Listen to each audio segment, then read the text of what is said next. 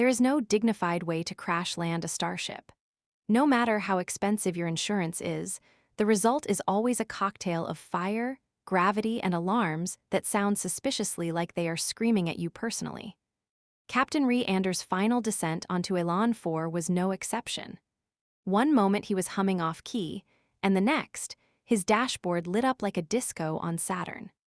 The jungle canopy rushed up with a personal vendetta, and the glory hound became a steaming pile of scrap. In stories like this, gravity is rarely just a physical force.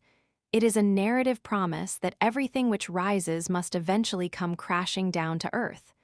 Re woke to a neon green insect the size of a dachshund licking his forehead. "Nice to meet you," he rasped, before crawling from the wreckage. He was supposed to be on a simple supply run, but fate, as it often does, had filed a different flight plan.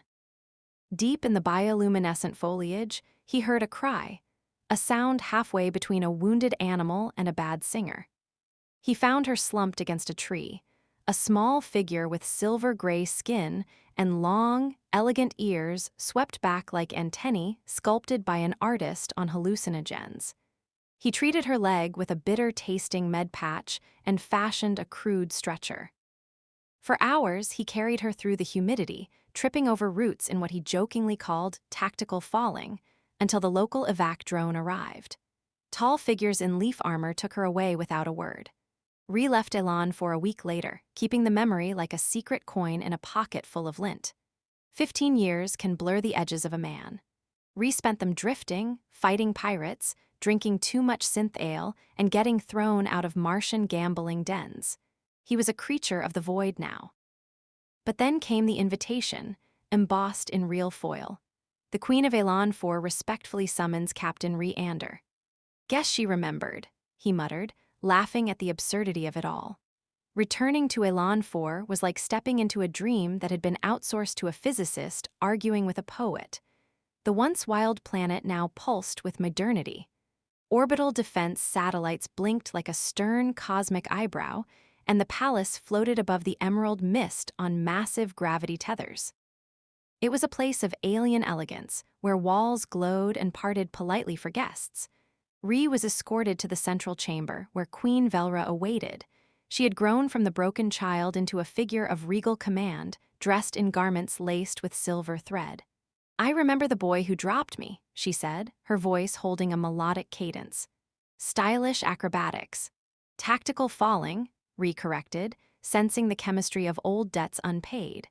But the reunion was shadowed by a threat. Velra led him to a balcony overlooking the canopy. A dark, metallic spire pierced the tree line, the embassy of Auric systems. They claimed to be there for diplomacy. Velra called it encroachment. "They've found something beneath our soil," she explained. "Something ancient. I need an outsider to investigate before they trigger a catastrophe."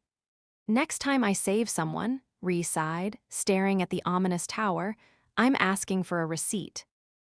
After a ritual that involved a priestess, a floating orb, and having his forehead anointed with glowing moss, leaving him with temporarily purple eyebrows, rejoined his team. It was a motley crew. Jun, a botanist who believed plants gossiped, Darrow, a cybernetic engineer with a multi-tool for a hand, and a translator drone that took metaphors painfully literally. They infiltrated the Auric compound under the cover of night, using Jun's creepers to mimic seasonal growth and fool the sensors.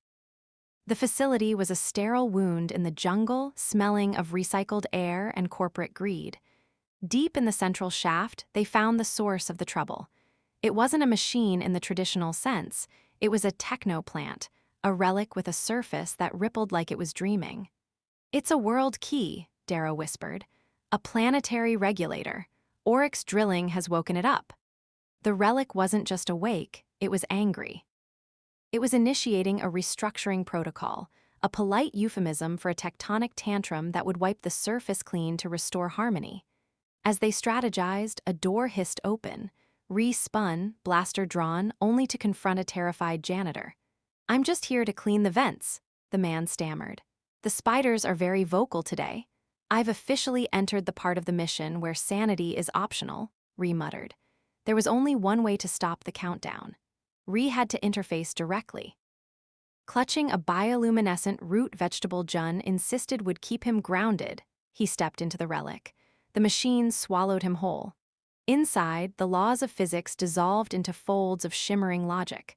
Ree sat on a central throne, his mind stretching out to meet the alien consciousness.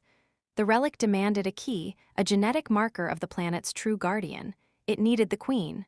"Valira," Ree called out through the psychic static. "I need you." Across the distance, their minds linked. He showed the machine the memory of the girl he saved. She projected the strength of the protector she had become.